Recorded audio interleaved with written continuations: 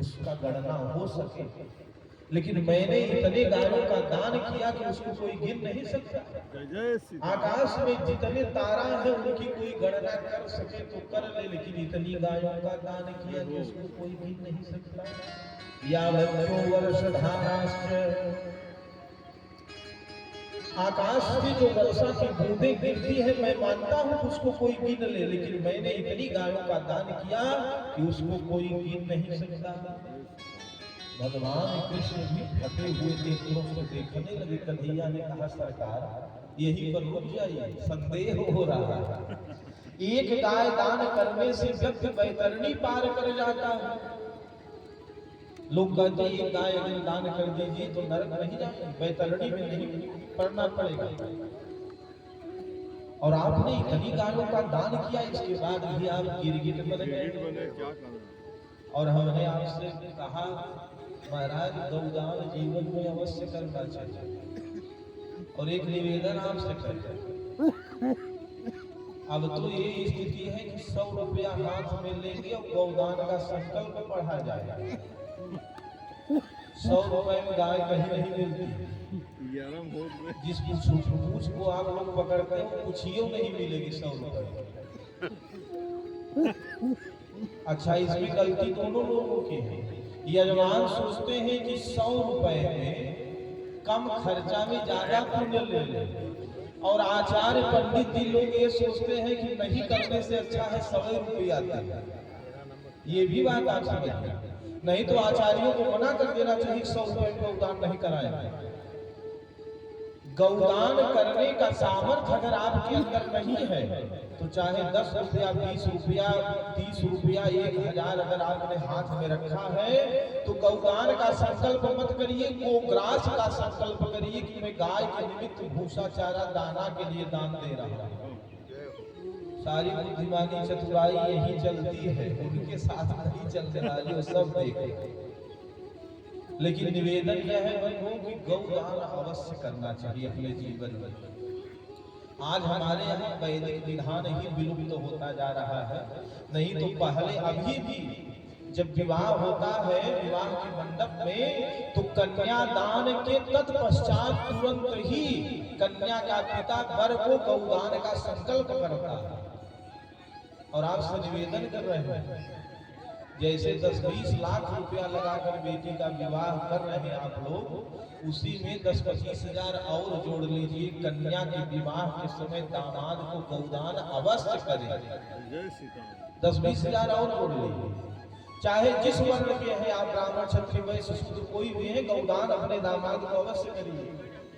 नहीं आपने किया है तो जिसकी प्रति श्रद्धा हो, कोई वैदिक ब्राह्मण है तो ब्राह्मण को दान करिए या अपने दामाद को दान करिए, लेकिन करिए। और एक विधि आप लोगों को बता दे रहे हैं, यद्यपि हम लोग बताते नहीं, ये सब शास्त्र की बड़ी ऊंची बातें हैं, लेकिन आप लोग परिवार में हैं इसलिए बता दे रहे हैं। कम खर्च में ज्यादा लाभ। आप लोगों ने सुना होगा कि ऐसे ऐसे राजा हुए जिन्होंने पूरी पृथ्वी का दान कर दिया। अब आप विचार करिए कि एक व्यक्ति पूरी पृथ्वी का दान कैसे कर सकता है। हाँ, ऐसे होते थे राजा महाराजा जो एक छत्र सम्राट होते थे, उनका अधिकार है, परंतु उसके बाद भी पूरी पृथ्वी का दान कोई नहीं कर सकता। यह संभव है। पूरी पृथ्वी के दान का पुण्य अगर आपको लेना है तो एकमात्र यही उपाय है, गौ माता जब बछड़े को जन्म दे रही हो, गौ माता जब बछड़े को जन्म दे रही हो और प्रसव के समय मात्र इतना गर्दन ही उस शिशु का बाहर निकला हो, मात्र गर्दन ही, उसी समय आप गौ माता की परिक्रमा उसी स्थिति में 4 बार मात्र कर लीजिए तो पूरी पृथ्वी के दान का पुण्य आपको, क्योंकि ऐसी बापू का सत्संग में करना, एक मुंह आगे और एक मुंह पीछे, और यही एक कारण था, एकमात्र कारण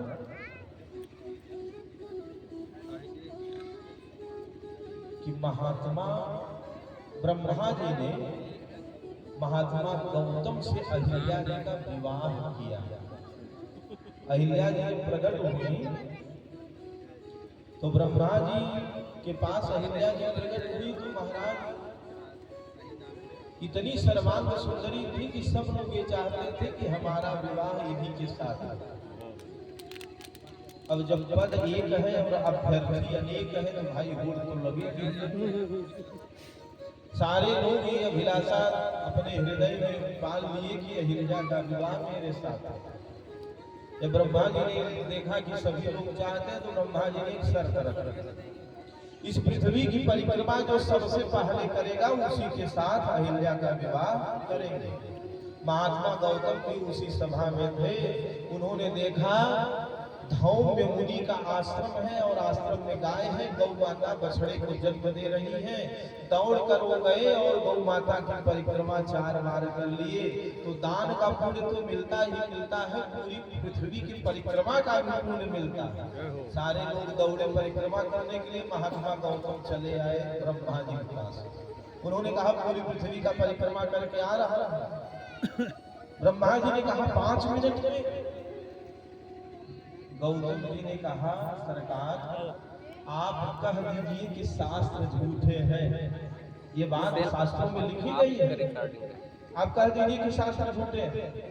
ब्रह्मा जी ने कहा ये सामर्थ मेरे अंदर हम जानते रहे अभी तक कि आप सामने मंच के करे थे। इसी कार्य को करने के कारण अहिल्या जी का विवाह गौतम जी के साथ संपन्न हुआ।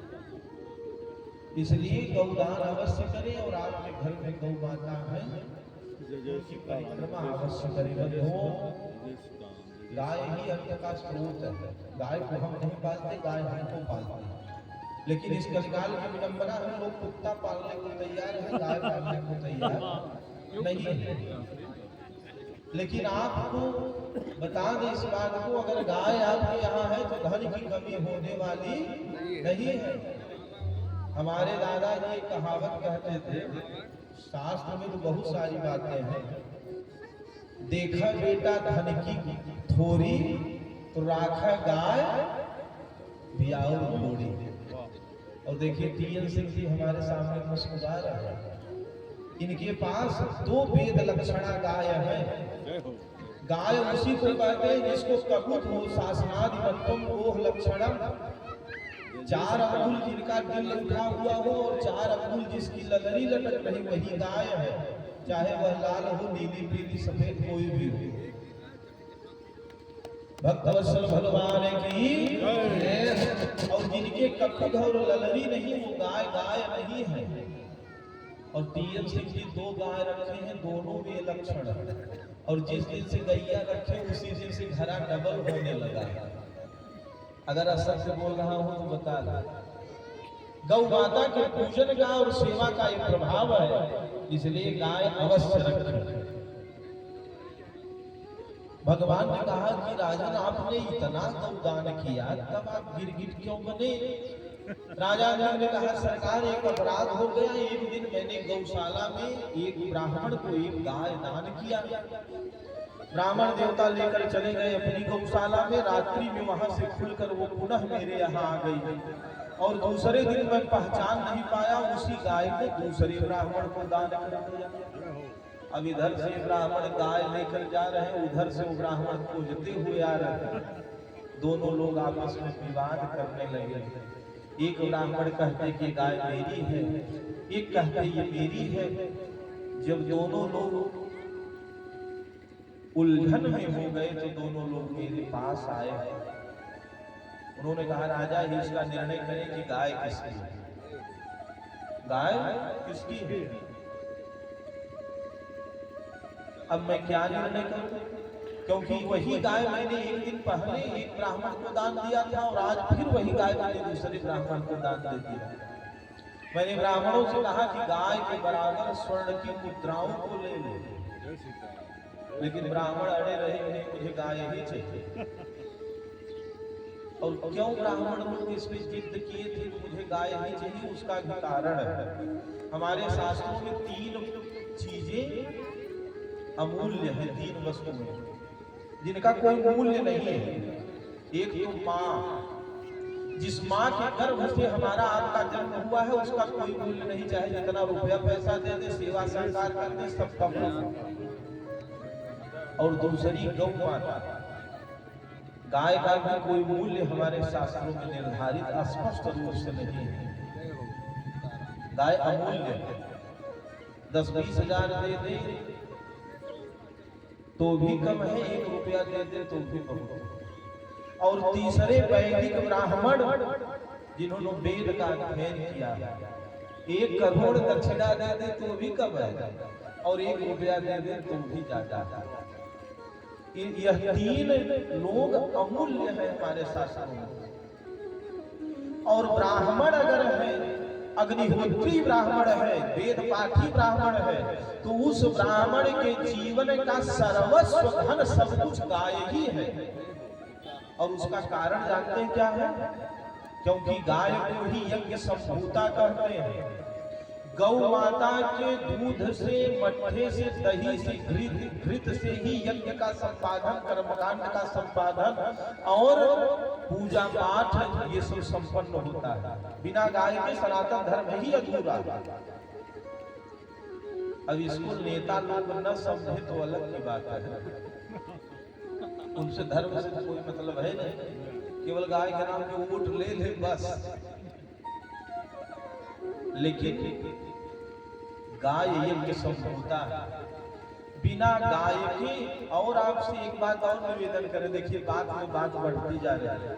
सनातन धर्म का कोई भी ऐसा सत्कर्म नहीं है जिसमें गौदान का विधान न हो। बिना गौदान के कोई भी सत्कर्म पूरा नहीं हो सकता। यहाँ तक कि हमारे यहाँ अगर तीर्थ में जाइए, सरयू जी में स्नान करिए, काशी प्रयाग स्नान करिए तो भी गौदान करिए नदी के तट, ये विधान है। हाँ, हाथ जोड़कर आप लोगों से निवेदन यह है कि बंधुओं, जो बात बताने जा रहे हैं उस बात को अन्यथा मत लीजिएगा।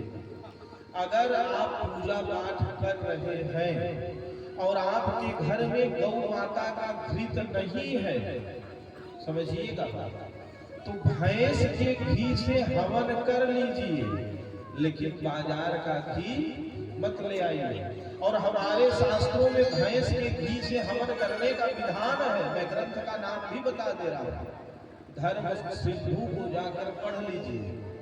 धर्म सिंधु के 3 परिच्छेद में स्पष्ट लिखा है, गवाम तक्रम महिष्या घृतमपि क्वचित्, गवाम तक्रम महिष्या घृतमपि क्वचित्। गाय के केवल घी से ही हवन नहीं होता, तक्र मतलब मट्ठा होता है, छाछ। गाय के माथे से भी हवन किया जा सकता है।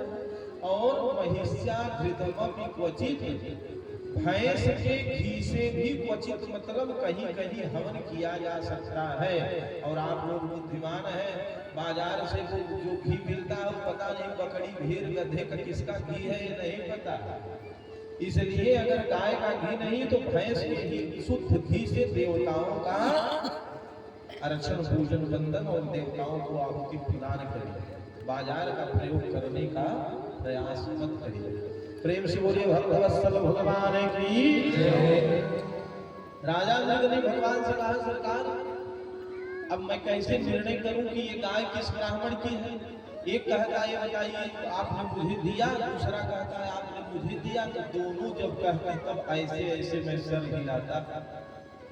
अब बोल तो कुछ पा ही नहीं रहा था, क्या करूं, कहूं क्या कि किसकी गाय है। जब कोई निर्णय मैंने नहीं दिया, दोनों में से कोई भी पूछे तो ऐसे ऐसे सर हिलाता था। इसलिए दोनों ब्राह्मण कुपित होकर, क्रोधित होकर श्राप दे दिए कि राजा होकर के दंडधर होकर तुम कोई निर्णय नहीं ले पा रहे हो कि गाय किसकी है, केवल सिर हिला रहे हो। इसलिए जाओ गिरगिट बन जाओ। इतना दान करने के बाद जब मैं अनुनय विनय करने लगा तो उन्होंने कहा कि अब ये श्राप तो अन्यथा हो नहीं सकता, लेकिन आशीर्वाद दे रहा हूं, द्वापर में भगवान कृष्ण का संस्पर्श प्राप्त होगा तो पुनः अपने स्वरूप में प्रतिष्ठित हो जाओ। राजा ने भगवान की स्तुति की और दर्शन करते हुए वहां से प्रस्थान किए। भगवान ने अपने बच्चों को देखा, कुछ समझे कि नहीं, इस संसार में ब्राह्मण से बड़ा विष कोई है नहीं। इस संसार में ब्राह्मण से बड़ा विष कोई नहीं है। और ऐसा नहीं कि मैं अतिशयोक्ति बोल रहा हूँ। भगवान कृष्ण ने अपने बालकों से कहा अगर किसी को विनाश कराना है अपना तो ब्राह्मण से विरोध कर ले, ब्राह्मण से विरोध कर ले। विनाश की पहली सीढ़ी है ब्राह्मण से विरोध करना।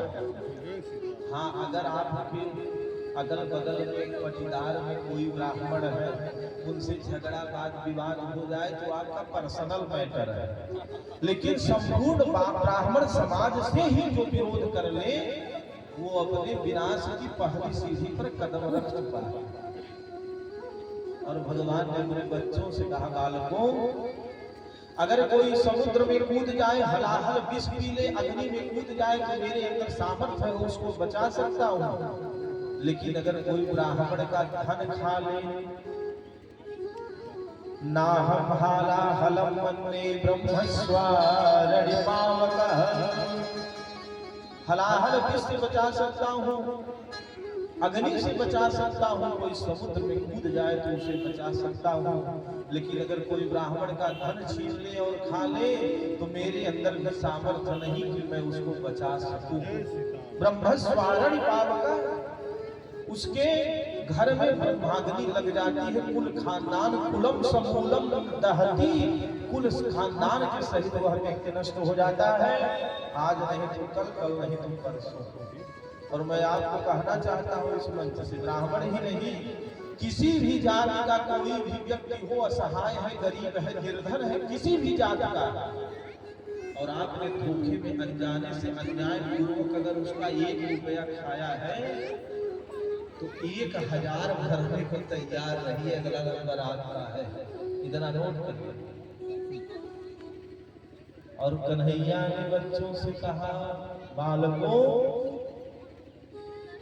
60 वर्ष सहस्राणि विष्ठायां जायते कृमिः, स्वदत्तां परदत्तां वा ब्रह्मविद्धिं हरेर्जयः। स्वदत्तां अपना दिया हुआ धन, परदत्तां किसी ने ब्राह्मण को दिया वो धन अगर कोई हरण करता है, जबरदस्ती छीनता है तो 60 वर्ष सहस्राणि 60,000 वर्ष विष्ठा लैट्रिन का कीड़ा बनकर उस जीव को रहना पड़ता है।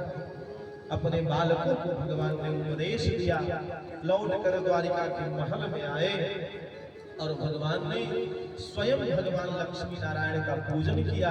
बंधुओं, तब तक नारद जी का आगमन हुआ, कीर्तन करते हुए श्रीमन्नारायण नारायण नारायण, श्रीमन्नारायण नारायण, लक्ष्मी नारायण नारायण नारायण, लक्ष्मी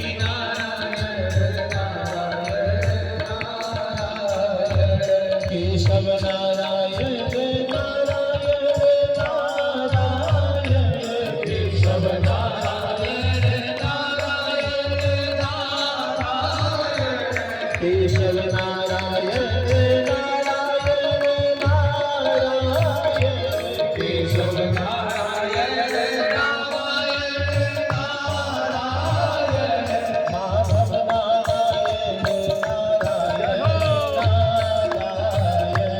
माधव नारायण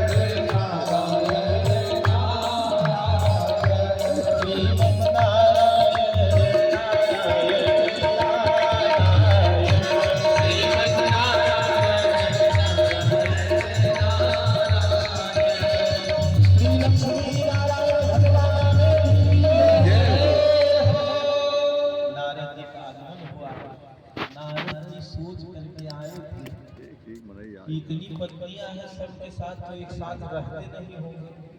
चलूंगा देखूंगा, जिस पत्नी के साथ नहीं होंगे वही झगड़ा लगाऊंगा, कह देंगे कि आपसे कम प्रेम भगवान करते हैं।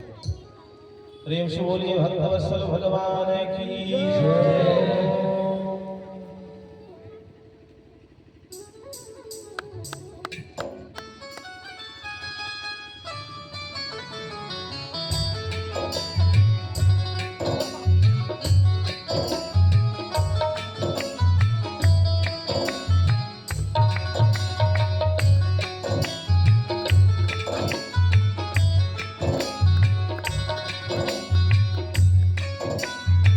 राधा गोविंद भगवान की जय।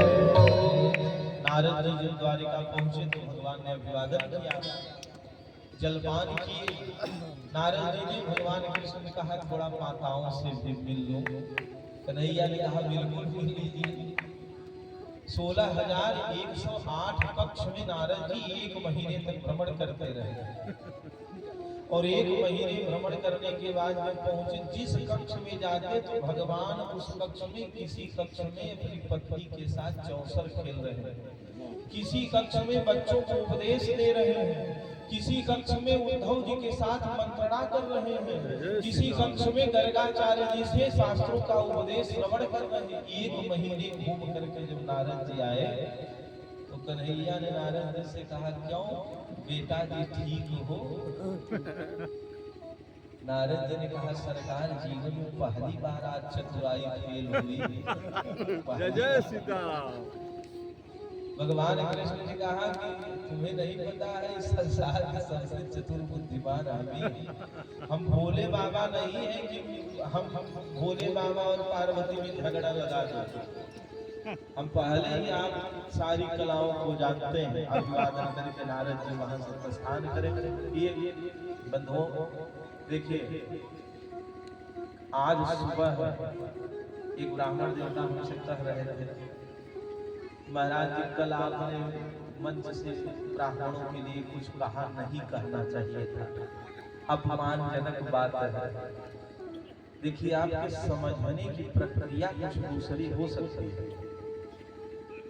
लेकिन इस मंच से किसी का अपमान करना, हम लोगों ने अपने जीवन का महत्वपूर्ण एक खंड 20 वर्ष का आश्रम में बिताया, और जिस आश्रम में हम लोग रहते थे वहाँ यही सिखाया जाता था कि ब्राह्मण क्षत्रिय वैश्य शूद्र कोई भी हो जो उम्र में श्रेष्ठ हो उसका अभिवादन करना चाहिए।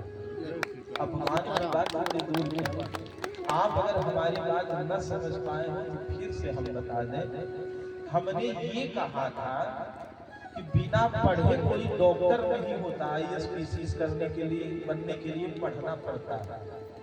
डॉक्टर बनने के लिए MBBS की पढ़ाई करनी पड़ती है, इंजीनियर बनने के लिए लोग पढ़ते हैं, शिक्षक बनने के लिए लोग पढ़ते हैं। लेकिन आज कलिकाल की विडंबना यह है कि पंडित बनने के लिए कोई पढ़ना नहीं चाहता।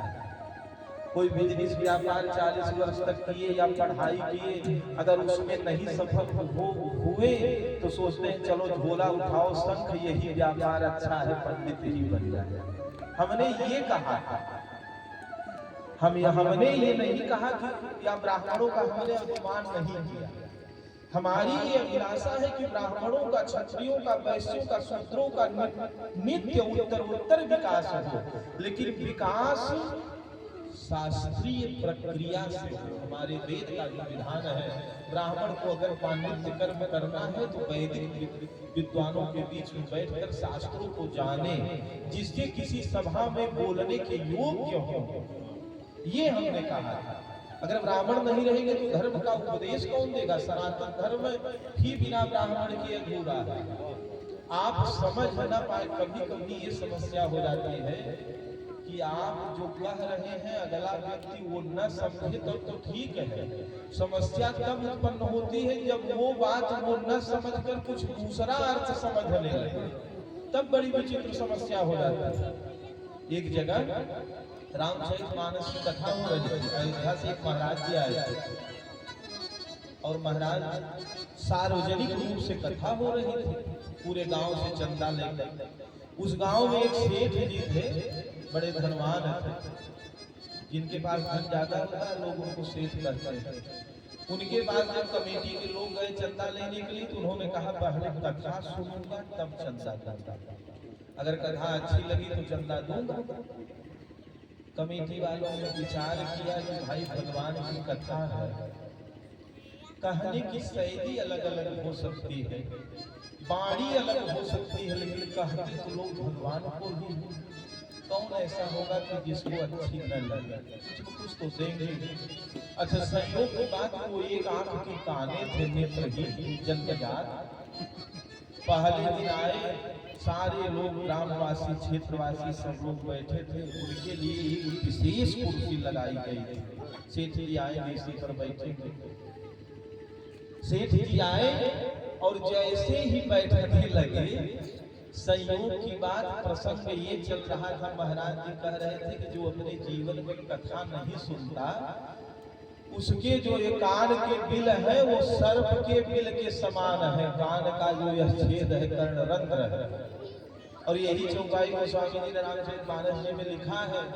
महाराज जी ने मंच से कहा, जिन हरि कथा सुनी नहीं काना, श्रवण रंध्र यही भवन समाना। जैसे उन्होंने कहा जिन हरि कथा सुनी नहीं काना, कुर्सिया पे बैठे ही थे कि उनके खड़े हो गए, कुर्सी उठा फेंक।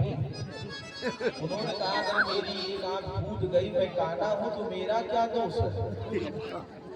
1000 आदमी के बीच के बाबा मुझे ही टारगेट कर रहा है। अरे बाबाओं का, महात्माओं का स्वभाव तो सबके लिए बराबर होता है। इनको काना कहने क्या जरूरत है, ताना मारने क्या जरूरत है? अगर फूट गई तो मेरा क्या दोष है? उठ कर नारायण होकर चले गए। कमेटी वाले रात हो गए, जब कथा पूरी हुई तो कमेटी वालों ने अभिवादन उनका किया, पर आग्रह भी नहीं किया, सरकार मान जाइए, कल फिर आइएगा। महाराज जी प्रसंग बस कह दिए थे, कल आइएगा, ऐसा नहीं होगा। कमेटी वालों ने महाराज जी से भी कह दिया कि देखिए सेठ जी के विषय में थोड़ा बढ़ा चढ़ा के बोलना है, इन्हीं से चमचा लेना है। संयोग के बाद दूसरे दिन जब सेठ जी आए कहने लगे तो भगवान राम का जन्म हुआ था। अब महाराज जी भूल गए, उन्होंने एक चौपाई और कह दी, दशरथ पुत्र जन्म सुनि काना, मानहु ब्रह्मानंद समाना। हरे राम राम। जैसे ही उन्होंने कहा कि दशरथ पुत्र जन्म सुनि काना, फिर कुर्सी उठा के पटक दी। उन्होंने कहा कभी इस बाबा का मुंह देखने लायक नहीं। कल भी इतना बड़ा अपमान और आज भी इतना बड़ा अपमान। फूट गई तो मेरा क्या दोष है? अरे बार बार काना काना।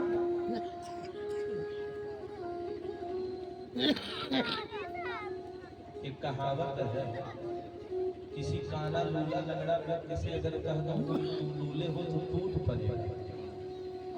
काने से काना कहो तुरंत पड़ेगा टूट, और धीरे धीरे पूछ लो गई है कैसे फूट। प्रेम से धीरे धीरे पूछ लो भैया कैसे फूट गई है। लेकिन उस सेठ को लगा कि बाबा मुझे बार बार अपमानी कर रहे, अब आज के बाद नहीं आएंगे, 1 रुपया चंदा भी नहीं देंगे। रात्रि में श्रीमती जी जब कथा सुनकर घर पहुंची तो पत्नी से उसने कहा कि आज रात कथा सुनने नहीं जाना। बाबा इतना बड़ा, इतने लोगों के बीच ही मेरा अपमान कर दिए। भोजन करने के बाद पत्नी पैर लगाने लगी। पत्नी ने कहा ऐसा है, बाबा बहुत अच्छी कथा करते हैं, मेरे कहने के कारण कल और चले चले। और अगर आपको ये भ्रम है कि आपको महाराज जी टारगेट करके काना करते हैं, तो एक उपाय है, पता भी चल जाएगा कि आप ही को कहते हैं कि दूसरे को प्रसंग बस कहते हैं। आप साड़ी पहन करके चलिए। सेठ ने कहा ठीक है, तुम्हारे कहने से तुम मेरी पत्नी हो, मान जा रहे हैं, कोई दूसरा होता तो नहीं मानता। दूसरे दिन माताओं का भेष बना लिया, साड़ी पहन लिया, एक हाथ का घूंघट निकाल लिया, और महाराज अपनी पत्नी के साथ पीछे पीछे सेठ जी गए। और कथा पांडाल में माताएं प्रायः नीचे ही बैठती हैं। जैसे ही उनकी पत्नी बैठी और लोग बैठने लगे तो प्रसंग चल रहा था, भगवान ने बाली को मार दिया था और बाली से भगवान का